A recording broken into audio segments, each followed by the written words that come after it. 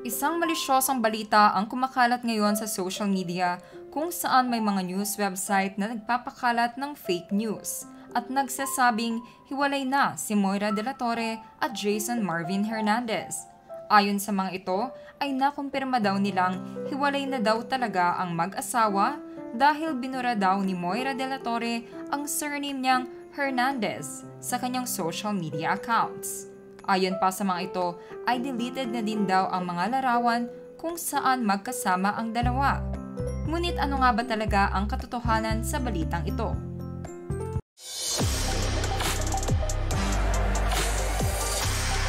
Sa ngayon ay nasa ibang bansa si Moira de la Torre kasama ng kanyang mga kaibigan at katrabaho. Ang dahilan kung bakit hindi niya kasama si Jason sa trip na ito ay dahil may kanya-kanya silang tinatrabaho. At hindi naman daw masama kung paminsan-minsan ay maghiwalay muna sila ng lugar para naman daw mamiss nila ang isa't isa.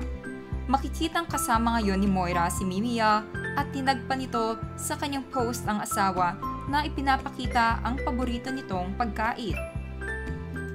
Ayon din naman sa aming source, ang tunay na dahilan kung bakit tinanggal ni Moira ang surname niyang Hernandez sa kanyang social media account ay dahil sa kanyang personal career. Ayon dito, isang musician at artist si Moira at nakilala siya bilang isang Moira de la Torre at hindi Moira Hernandez. Kaya naman, para hindi na malito pa ang ibang foreign brands na gustong kumuha sa kanya bilang endorser, ay ibinalik nito sa Moira de la Torre ang kanyang apelyido sa kanyang mga social media accounts. May mga netizens naman ang siyang natuwa nang malaman na hindi totoo ang kumakalat na fake news patungkol sa dalawa. May mga nagsabi din na pwedeng promotional movie to ng dalawa tulad na lamang ng nauuso sa ngayon sa social media.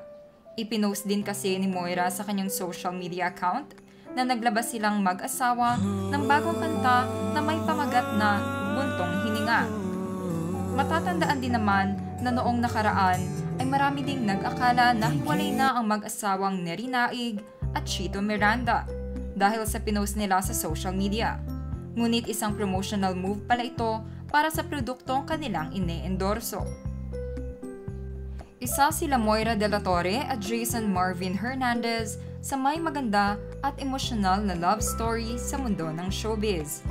Ang life and love story din nila ang siyang nagbigay daan upang makapagbigay sila ng mga makahulugan at napakagandang mga awitin na talagang nagpaantig sa damdamin ng sambayanang Pilipino. Naging instrumento din ang ilan sa kanilang mga kanta upang makamove on ang iba. Sa kani-kanilang heartbreaks na kadalasan ay tugma sa mga lyrics ng mga kanta ni Moira. Kaya naman isa kami sa mga masasayang magkumpirma na hindi hiwalay si Moira at Jason.